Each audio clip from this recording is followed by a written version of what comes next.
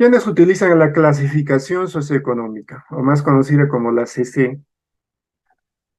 Entre las entidades a cargo de la IPF que emplean la clasificación socioeconómica tenemos casi a todos los programas sociales del Estado, pues, ¿no es cierto? A toditos. Ahí está el programa Juntos, Penso 65, el SIS, Lurawi Perú, esos programas temporales de bonos que dan bonos de protección, ¿no es cierto? Como los cuales han sido, pues, permanentes o de permanente aplicación en tiempos de COVID, ¿no? Bonos de protección, por ejemplo, para agricultura, para ganadería, en estos tiempos hay bastantes bonos, ¿no? Contra riesgo sísmico, para viviendas vulnerables, para diversas situaciones de emergencia, se requiere siempre la información del CISO. Por ejemplo, para acceder al programa Trabaja Perú, ¿no? Al Programa Nacional de la Empleabilidad, se requiere la información del CISO. Es decir, una persona que no tiene la clasificación socioeconómica de no puede trabajar en el programa Trabaja Perú, más conocido así, ¿no? No puede, no califica.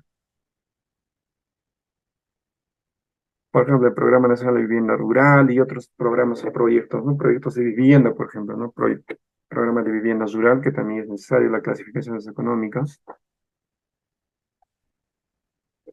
Entonces, la clasificación socioeconómica, pues, es una medida de bienestar del hogar. ¿Y cuál es esa medida? Pobre, no pobre o pobre extremo. Esa es la medida que se le da al hogar.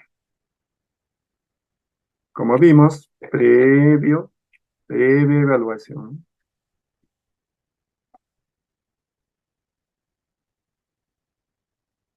Puede ser a solicitud o a demanda, ¿no es cierto? A solicitud cuando una persona por su cuenta se acerca, ¿no es cierto?, a las unidades locales de empadronamiento y solicita su evaluación, ¿no?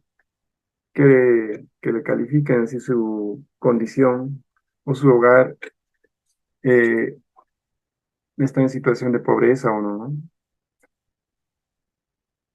Y a demanda, pues, ¿no es cierto?, el CISBO en su trabajo rutinario, dentro de sus funciones, realiza justamente el empadronamiento, ¿no? Previa coordinación, ¿no es cierto?, con la DGGU, con la UCF,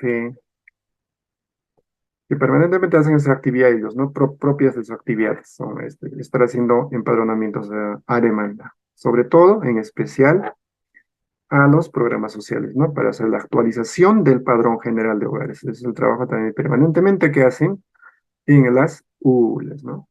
O a solicitud del programa social, para lo cual, pues, la clasificación socioeconómica se determina con información del hogar que se encuentra en la base de datos administrativos, más conocida como la DBA. Así como, pues, aquella recolectada mediante instrumentos de recojo de datos aprobados por el MIDIS, ¿no? Ahí vemos la ficha IC100, la D100, la ficha socioeconómica única, ¿no es cierto? Esos instrumentos se utilizan. Ya la vamos a ver más adelante. Niveles de clasificación socioeconómica. Nos referimos, ¿no es cierto?, a los niveles de clasificación económica, a pobre, pobre extremo, pobre y no pobre. Entonces, pues, se considera pobreza la condición de falta de bienestar producida por la imposibilidad de satisfacer las necesidades básicas. En el Perú, así como en la mayoría de países latinoamericanos, la pobreza se mide desde un enfoque monetario, según el cual, pues, el bienestar es indicado por el gasto, es decir, por el consumo real. Entonces, ¿por qué se le califica o se clasifica o se le clasifica como pobre extremo a una persona o a un hogar? Seguramente ha demostrado estar en una situación en la que las condiciones de vida de su hogar se encuentran disminuidos, que incluso el consumo de la cantidad de alimentos necesarios para el normal desenvolvimiento de una persona no son cubiertas, ¿no? Es una persona que se le califica o se le clasificaría como pobre extremo. no tiene las posibilidades para alimentarse bien, no tiene las posibilidades para solventarse sus gastos diarios, ¿sí?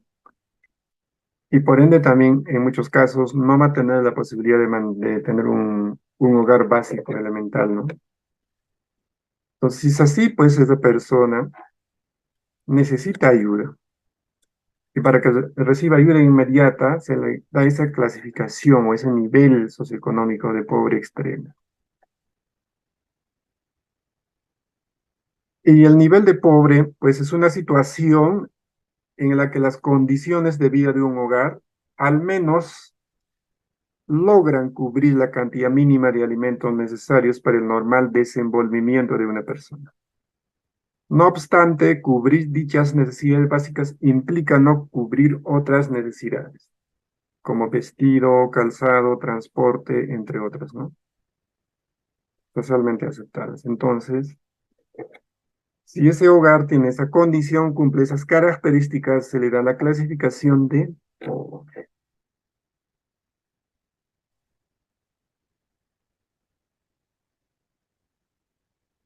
Tiene para su alimentación, pero no le alcanza, como se dice, pues para vestimenta, ¿no? O para comprar sus alimentos en las medidas que se requieren. Entonces a esa persona o a ese hogar se le considera como pobre. Ahí vemos la diferencia en un pobre extremo, ¿no? El pobre extremo no tiene la capacidad suficiente para cubrir ninguna necesidad. Es más, la carece. Y los carece de manera permanente en muchos casos. No tienen los alimentos necesarios para alimentarse, no tienen lo necesario para solventar sus gastos de vestido y otros, ¿no? Sus necesidades básicas no tiene, por lo cual es pobre extremo. En cambio, el pobre todavía tiene alguna posibilidad de cubrir ciertas necesidades, pero las otras que son necesarias no las puede. Entonces, requiere apoyo del Estado y por ende se le da una clasificación de pobre. Ahora, la persona no pobre es una situación también, ¿no es cierto?, en la que las necesidades alimenticias y las principales necesidades básicas pueden ser cubiertas de manera aceptable. Entonces, si es así, si cumple esas características, a ese hogar o a esa persona se le da la calificación de no pobre. ¿Y cómo obtengo esa información? A través, pues, de los instrumentos que hemos mencionado, ¿no? Ya lo vamos a ver más adelante, que es la, la ficha socioeconómica, la ficha S100 y otros instrumentos que manejan, ¿no es cierto? Las URLs, el SISMO.